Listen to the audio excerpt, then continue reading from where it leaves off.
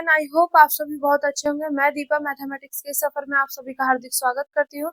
इसी तरीके से हमारे साथ पढ़ते रहिए और अपने सपनों की ओर बढ़ते रहिए। अगर आज हम बात करें कि आज का हमारा टारगेट क्या होने वाला है, तो आज का जो टारगेट होगा वो एक्सरसाइज 2.2 का क्वेश्चन नंबर 16 हमारा आज का टारगेट होगा। ठीक है, इससे पहले मैंने इसका पूरा का पूरा जो भी हमारा मतलब इसका बेस है सॉल्वेबल फॉर वाई का, इसके एग्जांपल्स हुए, क्वेश्चंस हुए, सब के सब मैं आपको डन करा चुकी हूँ। अगर अब तक आपने इसका बेस नहीं देखा है तो आप सभी से रिक्वेस्ट है, पहले इसका बेस जरूर देखें, फिर ही इसके क्वेश्चंस को मतलब आप देखें या ट्राई करें। क्लियर? क्योंकि बेस में पूरी चीजें बता दी गई है। देन जो एग्जांपल्स है, एग्जांपल्स में मतलब सब टाइप्स आए हैं, बट जो एक्सरसाइज के क्वेश्चन है उसमें भी आपको काफी अलग अलग मेथड सीखने के लिए मिले हैं बेटा। ठीक है, अब देखो यहाँ पे इसका सॉल्यूशन स्टार्ट कर रहे हैं। सॉल्यूशन स्टार्ट करने से पहले मैं आप सभी से एक ही बात कहना चाहूंगी कि इससे पहले हमने सॉल्वेबल फॉर पी पढ़ा है, तो मेरा आपसे यही क्वेश्चन है, क्या मैं इस क्वेश्चन को सॉल्वेबल फॉर पी से सॉल्व कर सकती हूँ या नहीं? कर सकते हैं तब भी कमेंट में बताइए, नहीं कर सकते तब भी कमेंट में जरूर बताना। और हमारे लेक्चर्स आपको कैसे लगते हैं भाई, कमेंट में जरूर बताना, जिससे हमें मोटिवेशन मिल सके, सपोर्ट मिल सके कि हाँ सभी स्टूडेंट्स को हमारे लेक्चर्स अच्छे लग रहे हैं। ठीक है, तो जरूर भाई कॉमेंट करें। एंड यहाँ पर हम सॉल्वेबल फॉर वाई का कर रहे हैं, तो सॉल्वेबल फॉर वाई का देखो पता करने के लिए आपको किस तरीके से टारगेट करना है, क्योंकि एग्जाम में आपके पास कोई मेथड नहीं लिखा हुआ आएगा, एग्जाम में सिर्फ डायरेक्टली आपके पास आएगा सॉल्व द डिफरेंशियल इक्वेशन, और आपको डिफरेंशियल इक्वेशन दे दी जाएगी। ठीक है, वहां पे आपको मेथड का नाम नहीं बताया जाएगा, तो आपको देखना होगा। इसीलिए मैंने पी का पहले करा चुकी हूँ, तो पी का आप चेक करना। यहाँ पर हम वाई की बात कर रहे हैं, तो देखो मेरे पास तीन है, ये एक्स वाई पी, भाई तीन भाई बहन है ये। ठीक है, एक्स वाई पी। तो मैं y के लिए बात कर रही हूँ, तो y के लिए बात करने का तरीका क्या है कि क्या मैं y को जो रिमेनिंग दो रह गए हैं उनकी टर्म में लिख सकती हूँ, या हमने किस तरीके से धुन बनाई हुई है इसकी, क्या मैं y को xp के टर्म में लिख सकती हूँ? अगर मैंने y को xp के टर्म में लिख दिया तो हम सॉल्वेबल फॉर y से करेंगे, अदरवाइज नहीं करेंगे। और यही आपका स्टेप नंबर फर्स्ट है। तो स्टेप नंबर फर्स्ट में आपने यही चेक करना है। ठीक है, तो सबसे पहले आप लिखोगे here the given differential equation is, here the given differential equation is क्या है मेरे पास, y equal to P plus K P square X. ये मेरे पास क्या है, गिवन डिफरेंशियल इक्वेशन है। ठीक है, तो यहाँ पे सिंपली हमें ऑलरेडी गिवन है, हमें कुछ आगे सॉल्व करके देखने की जरूरत नहीं है। y को मैं x और p के टर्म में लिख सकती हूँ। कुछ क्वेश्चंस ऐसे होते हैं जिसमें नहीं दिया होता है, तो उसमें हम थोड़ा सा सॉल्व करके देखते हैं कि y इक्वल टू जो टर्म्स आ रही है क्या वो xp की है, तो वहां पे चेक करना होता है। बट यहाँ पे डायरेक्टली गिवन है, तो आपको ज्यादा कुछ यहाँ पे करना नहीं है।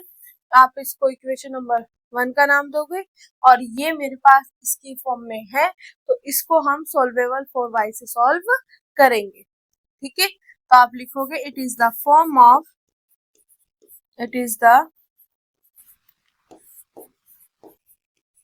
फॉर्म ऑफ कि हम y को xp की टर्म में लिख रहे हैं। ठीक है, ये इस फॉर्म में है।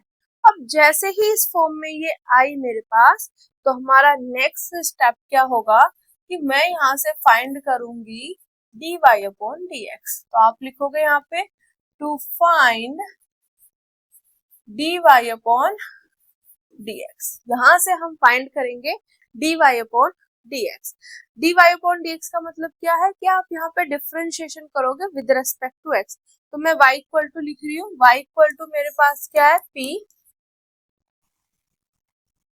प्लस पी स्क्वेयर एक्स, ये मेरे पास है। ठीक है, तो इसका y का x के रेस्पेक्ट में क्या हो जाएगा, dy अपॉन dx। ठीक है, अब यहाँ पे p का dp अपॉन dx प्लस यहाँ पे फर्स्ट और सेकंड रूल लगेगा। ठीक है, तो P square as it is X का एक्स के रेस्पेक्ट में 1 plus X as it is P square का क्या हो जाएगा 2p dp upon dx, dp upon dx। ये मेरे सामने यहाँ पर आ जाएगा। तो यहाँ पे dy upon dx equal to dp upon dx plus p square plus K 2xp और यहाँ पर dp अपॉन dx ये मेरे सामने यहाँ पर आ गया। ये स्टेप नंबर सेकंड हमारा कंप्लीट। स्टेप नंबर थर्ड क्या कहता है कि ठीक है आपने ये निकाल लिया, आप क्या करो, आप यहाँ पे पुट करो। क्या पुट करना है भाई? dy अपॉन dx की जगह p पुट करना है। तरीके से चलना, बिल्कुल ही शानदार तरीके से, ठीक है। 5 स्टेप है, 5 स्टेप से ही, क्योंकि मैं जितना भी आपको ओडीपीडी जो भी करा रही हूँ भाई, वो स्टेप्स के बेस पर ही करा रही हूँ। अगर आप स्टेप याद रखोगे तो आसानी से हर क्वेश्चन आपका हो जाएगा, ठीक है। तो यहाँ पे dy अपॉन dx की जगह क्या रखोगे? p रखो भाई। तो p equal to dp upon dx plus K p square plus K 2xp और यहाँ पर dp अपॉन dx। अब dp अपॉन dx एक साथ ले लेंगे और जो विदाउट वो है एक साथ, है ना। तो यहाँ पे मेरे पास देखो ये p स्क्वायर यहाँ पे है, ये प्लस में इधर आके माइनस में, तो मेरे पास क्या हो जाएगा? p माइनस के p स्क्वायर और यहाँ पर मैं कॉमन ले लूंगी dp अपॉन dx। आगे बात समझ बेटा। तो मेरे पास यहाँ पे क्या बचेगा? यहाँ पे 1 है, यहाँ पे 2xp है, 1 प्लस 2xp। किसी को कोई दिक्कत यहाँ तक? फंडा बिल्कुल जबरदस्त क्लियर है, ठीक है। अब यहाँ पे dp अपॉन dx मैंने ऐसे रखा, p माइनस के p स्क्वायर अपॉन, ये इधर मल्टीप्लाई में है तो इधर डिवाइड में चला जाएगा। किसी को कोई दिक्कत? तो ये स्टेप नंबर थर्ड जो है वो मेरा कंप्लीट हो गया है। मैंने dy अपॉन dx की जगह p रख के उसको थोड़ा सा यहाँ पे सिंप्लीफाई कर लिया। अब हम चलेंगे स्टेप नंबर 4 पे। स्टेप नंबर 4 पे यहाँ पे हमें सॉल्यूशन फाइंड करना है। इसको मैं इक्वेशन नंबर 2 दे रही हूँ, तो आप यहाँ पे लिखना to find the solution of equation second का मुझे यहाँ पे फाइंड करना है सॉल्यूशन। तो सॉल्यूशन में देखो, अब मैं यहाँ पे इसको लिख रही हूँ dp upon dx equal to, यहाँ पे अगर मैं p कॉमन लूं तो ये आ जाएगा 1 माइनस के p upon 1 plus K 2xp। ये मेरे सामने है, ठीक है। तो अगर आप यहाँ पे देखोगे, क्या मैं p वाले एक साइड कर सकती हूँ x वाले एक साइड? क्योंकि सबसे पहले हम देखते हैं सेपरेशन ऑफ वेरिएबल मेथड। तो यहाँ पे ना तो हम p वालों के एक साइड कर सकते हैं, ना ही x वालों के एक साइड कर सकते हैं। कर पा रहे हैं? नहीं कर पा रहे ना, ठीक है। अगर हम अलग अलग कर पाते तो हमारा आसानी से हो जाता। फिर उसके बाद मैंने आपको यहाँ पे हिंट दिया कि जब सॉल्वेबल फॉर y की बात कर रहे हो और आपका सेपरेशन ऑफ वेरिएबल मेथड ना अप्लाई हो रहा है, तो आप सबसे पहले ट्राई करना कि क्या यहाँ पर मेरे पास लीनियर डिफरेंशियल इक्वेशन वाली फॉर्म बन सकती है या नहीं। पहले उसको ट्राई करना, उसके बाद फिर होमोजीनियस और अदर मेथड, है ना, देखना। तो हम यहाँ पे पहले लीनियर वाला यहाँ पे टारगेट देखेंगे। तो लीनियर में देखो मेरे पास यहाँ पे x और p है, तो x और p में से एक बार मतलब सिंपल एक वन टाइम कौन प्रेजेंट है? यहाँ तो p p p दिखाई दे रहे, सिर्फ आपको x एक बार दिखाई दे रहा है। x क्या है? एक ही बार दिखाई आपको यहाँ पर दे रहा है, ठीक है। तो इसका मतलब मेरे पास अगर हम बात करें तो मेरे पास क्या होता है बेटा? dy upon dx plus K P Y equal to क्यों होता है। तो मुझे यही देखना था कि एक बार यहाँ पे कौन प्रेजेंट है, तो इस एक बार कौन है? x। तो इसका मतलब यहाँ पे x है, तो यहाँ पे क्या चाहिए मुझे? dx। अब यहाँ पे है क्या? dx और dp। तो dx अगर मुझे ऊपर चाहिए तो dp नीचे। तो इसको हम अभी के अभी यहाँ पर हिंट दे अभी कर रहे हैं, उसी हिसाब से करेंगे। तो ये ऊपर है ना, न्यूमरेटर डिनोमिनेटर चेंज यहाँ पे कर दिया, और ये भी फिर 1 plus 2xp upon p 1 minus के p, ये आ गया मेरे पास, ठीक है। क्लियर हो गया इतना फंडा। उसके बाद अगर ऐसा है, हमने ये कर लिया dx अपॉन dp हो गया, यहाँ पे ये कैपिटल P और यहाँ पे x इक्वल टू क्यू, तो यहाँ पे मेरे पास किसके होंगे p के, और यहाँ पे किसके होंगे p के टर्म। तो अब आपने क्या करना है, इसके अपॉन में अलग करो, इसके अपॉन में अलग करो, जो x वाला इधर बैठा है उसको इधर लेके आओ, ठीक है। तो यहाँ पर हम वही टारगेट अब करने वाले हैं। तो यहाँ क्या हो जाएगा, dx अपॉन, या इसको ऐसे करते हैं, ठीक है, ये इतना है, अगले पेज पे कर लेते हैं। तो यहाँ पे मेरे पास dx upon dp equal to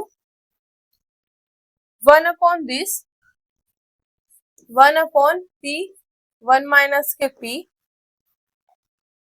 ठीक है, और यहाँ पे plus K 2xp upon p 1 minus के p, इस p से ये p कैंसिल, तो यहाँ पे मेरे पास क्या बचा, dx upon dp equal to 1 upon p 1 minus के p plus 2x upon 1 minus के p, और x वाला मुझे यहाँ से इधर लेके आना है, तो मेरे पास क्या हो जाएगा, dx अपॉन dp, वो उधर प्लस में तो इधर आके माइनस में, ठीक है, यहाँ पे हो जाएगा 2 और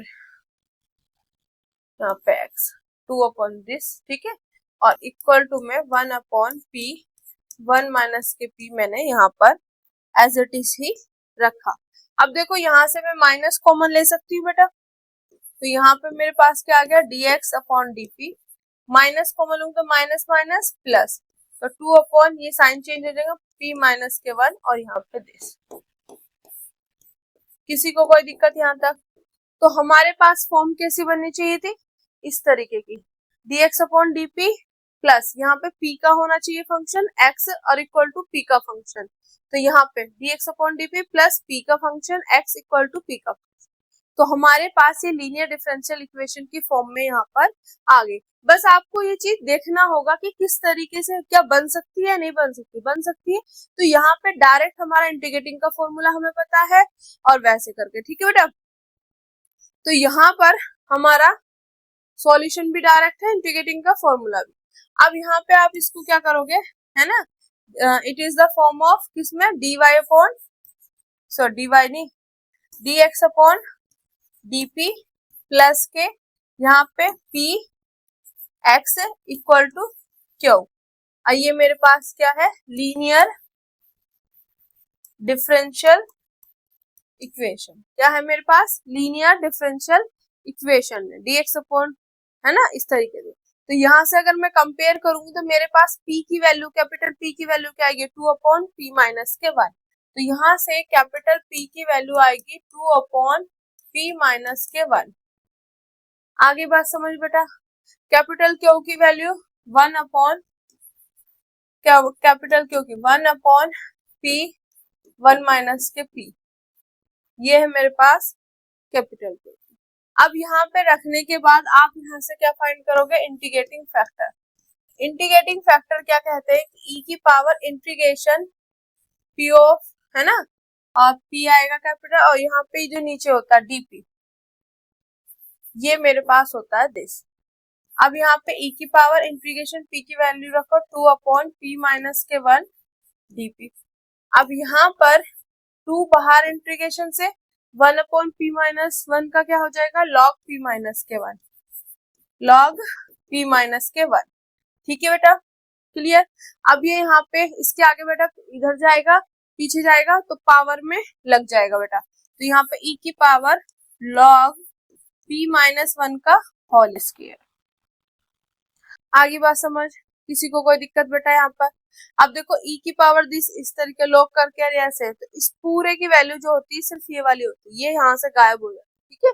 जब हम इसकी वैल्यू निकालते हैं तो मेरे पास सिर्फ ये वाली आएगी, कौन सी, ये वाली वैल्यू यहाँ पर निकल के आएगी, ठीक है बेटा। तो इसकी वैल्यू आ गई p माइनस 1 का होल स्क्वायर। तो यहाँ से आपका जो इंटीग्रेटिंग फैक्टर आया है वो आया है मेरे पास p माइनस 1 का होल स्क्वायर। अब आपके पास इंटीग्रेटिंग फैक्टर यहाँ पे आ चुका है, तो अब आप निकालोगे सॉल्यूशन। तो सॉल्यूशन क्या कहता है बेटा, अगर इसके हिसाब से चले तो सॉल्यूशन कहता है कि यहाँ पे सब ऊपर क्या है x, तो आप लिखोगे x, जो भी यहाँ पे होगा x multiply integrating factor equal to, यहाँ पे है क्यू की वैल्यू, क्यू क्या है मेरे पास बेटा 1/p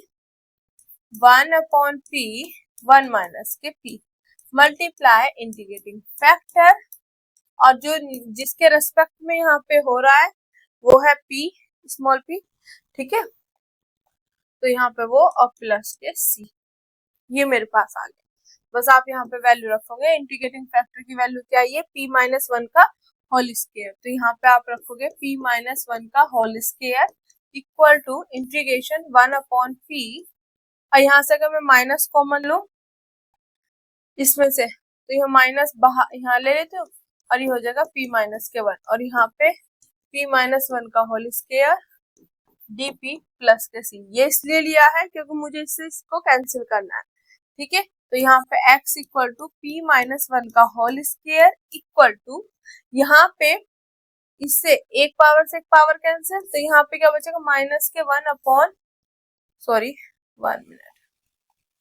माइनस, यहाँ पे क्या बचेगा p-1/p, क्योंकि यहाँ पे पावर 2 है, यहाँ पे 1 है, तो ऊपर 1 बच जाएगी, ठीक है पावर, तो यहाँ पे ये और अपॉन में p, और यहाँ पे dp प्लस के c, dp प्लस के बेटा c, यहाँ तक समझ आ गया, किसी को कोई दिक्कत, यहाँ पे x p-1 का होल स्क्वायर माइनस ये बाहर, ठीक है, तो इसके देखो इसके अपॉन में अलग कर लू मैं 1 इंटीग्रेशन 1 p/p माइनस के 1/p, और यहाँ पे dp प्लस के c, तो यहाँ से आ जाएगा मेरे पास x p-1 का होल स्क्वायर, और यहाँ से दिस, तो यहाँ पे मेरे पास इंटीग्रेशन ये 1 और माइनस के 1/p, और यहाँ पे dp प्लस के c। अब इंटीग्रेशन यहाँ पर हम कर देंगे और हमारा आंसर यहाँ पे आ जाएगा, जो भी देखेंगे यहाँ तो जब सॉल्यूशन निकालते हैं तो यहाँ पे दो तरीके से आपके सामने दिखाई देगा, या तो आपके पास यहाँ से p की वैल्यू निकलेगी या p की वैल्यू नहीं निकलेगी, है ना, या तो p इक्वल टू कुछ आएगा या p इक्वल टू नहीं, मतलब उस तरीके से आएगा, आप p की वैल्यू नहीं निकाल पाओगे, तो उसको फिर हम स्टेप नंबर 5 में उसी बेस पे काम करेंगे, ठीक है। तो यहाँ पे मेरे पास क्या हो गया x, ये एज इट इज बेटा माइनस साइन, अब यहाँ पे इंटीग्रेशन करके लिख रही हूँ 1, यहाँ पे इसके अंदर मल्टीप्लाई करूँ तो इंटीग्रेशन किसका dp का, तो dp का क्या हो जाएगा भाई मेरे पास यहाँ पे p, यहाँ पे -1/p का log p, माइनस के log p, और प्लस के यहाँ पे c, यही है, हाँ प्लस के log c, क्लियर हो गया बेटा। अब यहाँ पे x p-1 का होल स्क्वायर माइनस के अंदर एंट्री कराओ, तो ये log जो हो जाएगा वो प्लस में हो जाएगा, और ये हो जाएगा माइनस में और प्लस के c, ये मेरे पास यहाँ पर आ गया। अब क्या यहाँ से मैं p इक्वल टू कुछ निकाल सकती हूँ, नहीं निकाल सकती, तो यहाँ से हम p की वैल्यू नहीं निकाल सकते, तो मैं यहाँ पे x इक्वल टू लिख रही हूँ, ये इधर क्या है मल्टीप्लाई में, तो इधर जाके बेटा डिवाइड में, तो मेरे पास यहाँ पे आ गया log p माइनस के p प्लस के c अपॉन p-1 का होल स्क्वायर, ये मेरे पास क्या आ गया बेटा, यहाँ पे आ चुका है आपका x, है ना, ठीक है, क्लियर हो गया। अब देखो स्टेप नंबर 5, यहीं पे छोड़ देंगे इसको। अब यहाँ पे अगर मैं p की वैल्यू आ जाती मेरे पास, तो हम स्टेप नंबर 5 में मैंने दो केस बताए, पहला केस ये, अगर p की वैल्यू आए तो आप p की वैल्यू को क्या कर दोगे, एलिमिनेट कर दोगे, ठीक है, वहां से गायब कर दोगे, बट अगर p की वैल्यू ना निकले तब p को आप एलिमिनेट नहीं कर सकते हो, तो तब हम वहां पे x को भी pc की टर्म में लिखेंगे और y को भी pc की टर्म में लिखेंगे। तो यहाँ पर हमारे पास p की वैल्यू निकल के नहीं आ रही है, तो हम यहाँ पे लिखेंगे we cannot eliminate the value of p, p की वैल्यू को हम एलिमिनेट नहीं कर सकते, जिसकी वजह से मैं x को क्या लिखूंगी pc की टर्म में, देन तब तो x तो p और c की टर्म में लिखा हुआ है, तो एज इट इज लिख देंगे log p माइनस के p प्लस के c अपॉन p माइनस 1 का होल स्क्वायर। तो ये x इक्वल टू तो आपका पी सी के टर्म में आ गया। अब आपने y को लिखना है। अब मेरे पास y है क्या, देखो y है क्या हमारे पास, y की अगर मैं बात करूं तो y यहाँ पर है मेरे पास p plus P square x. तो y है मेरे पास p plus P square x. अगर y में p मतलब x की वैल्यू आती है तो आप x की वैल्यू को पुट करोगे, अगर y में x नहीं आता है तो आप वैल्यू को पुट नहीं करोगे, ठीक है। वही p और c के टर्म में लिखना। अगर यहाँ पे x ना होता तो मैं x की वैल्यू पुट ना करती, यहाँ पर x है तो x की वैल्यू पुट करूंगी। तो x की वैल्यू क्या है, log p माइनस के p प्लस के c upon log p minus के p प्लस के c अपॉन p माइनस के 1 का होल स्क्वायर। ये आ गया मेरे पास यहाँ पे होल स्क्वायर। तो यहाँ पे भी आप छोड़ सकते हो, पर आपके उसमें सिंप्लीफाई करके दिया हुआ है तो इसको बस थोड़ा सा सिंप्लीफाई आपने यहाँ पे करना है, उसी हिसाब से आगे। तो अगर आप यहाँ पे भी छोड़ते हो तो आपका आंसर सही होगा, गलत नहीं होगा। पर मेरा जो आंसर बुक में दे रखा है मैं उस हिसाब से इसको सिंप्लीफाई करके आपको दिखा रही हूँ, ठीक है। तो वहां पे इन्होंने क्या किया हुआ है, यहाँ पे देखो एलसीएम लेंगे, तो यहाँ पे लेंगे जब एलसीएम तो मेरे पास क्या आ जाएगा, p माइनस 1 का होल स्क्वायर, यहाँ पे तो p स्क्वायर ही रहेगा, log p माइनस के p प्लस के c। यहाँ पे जो अपॉन में p माइनस 1 का होल स्क्वायर है, आप सिंप्लीफाई करो या ना करो वो आपकी मर्जी होगी, ठीक है। यहाँ तक आप लिख देना कि y को मैं p और c की टर्म में लिख रही हूँ, this is your answer. Simplify करके बता देते हो, जिन बच्चों का भी मन होगा वो कर लेना, ठीक है बेटा। अब ये यहाँ पे डिवाइड में तो इधर आके मल्टीप्लाई में, ठीक है बेटा। यहाँ पे p माइनस 1 का whole square plus K p square log p minus के p प्लस के c, ये मेरे सामने यहाँ पर आ गया, ठीक है बेटा। क्लियर हो गया, किसी कोई दिक्कत। अब यहाँ पे y ये ऐसी चीज रखना है। अब यहाँ पे इसका p माइनस 1 का होल स्क्वायर ओपन कर दो तो क्या होता है, पहले का स्क्वायर प्लस दूसरे का स्क्वायर माइनस के 2p। बस ये काम यहाँ पे इन्होंने किया, ये p square as it is, यहाँ पे log p माइनस के p प्लस के c। अब क्या करना है, यहाँ पे y इक्वल टू यहाँ पे y p माइनस 1 का होल स्क्वायर इक्वल टू यहाँ पे क्या आ जाएगा, p क्यू, क्या आ जाएगा बेटा, p Q plus K p minus के 2p स्क्वायर। अब यहाँ पे भी अंदर मल्टीप्लाई करो, p square log p minus के p क्यूब प्लस के c p स्क्वायर। अब p क्यूब से p क्यूब कैंसिल, जो मेरे पास यहाँ पे बचा बस आपको क्या है उसको लिखना है। यहाँ पे आप लिखोगे तो y p माइनस 1 का होल स्क्वायर, ठीक है। अगर आप नोटिस करोगे बेटा यहाँ से यहाँ भी और यहाँ भी p स्क्वायर सब में से कॉमन है, तो यहाँ मेरे पास क्या बचा c, उसके बाद यहाँ पे p स्क्वायर कॉमन लिया तो यहाँ पे बचा log p स्क्वायर कॉमन लिया तो यहाँ पे बचा मेरे पास माइनस के 2 और यहाँ पे रिमेनिंग रह गया p। रिमेनिंग क्या रह गया बेटा, p। तो मेरे पास यहाँ पर ये वैल्यू आपका ये आंसर दिया हुआ है आपके बुक में, ठीक है। तो इसको सिंप्लीफाई थोड़ा सा इन्होंने कर लिया और कुछ नहीं। सबसे पहले क्या किया भाई, अगर आप यहाँ से p की वैल्यू को नहीं निकाल पा रहे तो आप p को एलिमिनेट नहीं कर सकते, केस नंबर सेकंड लगेगा यहाँ पे। तो आप x को भी p और c की टर्म में लिखोगे, फिर y को भी p और c की टर्म में। अगर y में x प्रेजेंट है तो x की वैल्यू यहाँ पे रखो। यहाँ तक आप आंसर छोड़ सकते थे। अगर आपको सिंप्लीफाई करना, आपके पास एग्जाम में टाइम बचता है तो आप सिंप्लीफाई कर देना, नहीं टाइम बचता तो यहाँ तक भी छोड़ोगे तो आंसर आपका राइट होगा।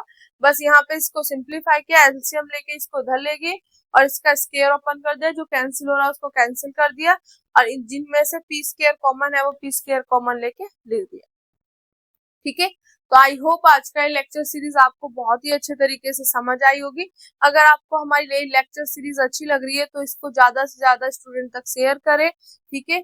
ऐसे ही हंसते रहे, मुस्कुराते रहें और निवान मैथ एकेडमी के साथ पढ़ते रहें। जय हिंद, जय भारत।